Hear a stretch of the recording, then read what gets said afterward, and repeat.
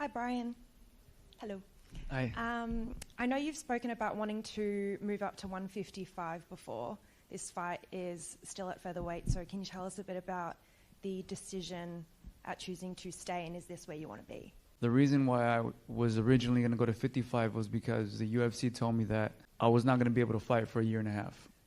They wanted me in a certain place. One of the first times in my career I was healthy and I was able to keep fighting. And then they tell me that I can't fight in a year and a half. Kind of just blew my mind. I was like, dude, I'm ready to go.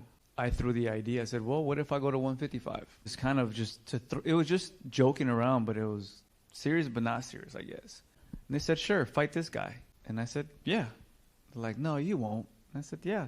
They sent us a contract. I still won't mention the person out of respect, but he's a legend. He said yes. So we started moving up, and then he said no. And then he said yes, and then he said no. And then we took the fight with Diego Lopez. And then after that, things opened up in the featherweight division. Max left, Ilya left. There's just a lot of movement that I can't. I mean, I'm sure you guys are trying to keep up with it as well, but there's a lot of movement. You know, you got these guys coming up like Gene Silva. You got Laron Murphy. You got all these. There's just a lot of movement, you know. So that created more opportunities for me to fight.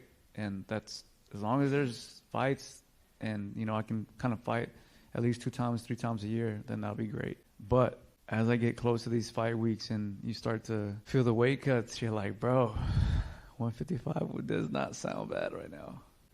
I wouldn't mind that. Enjoy the city's foods a bit more. For real, for real.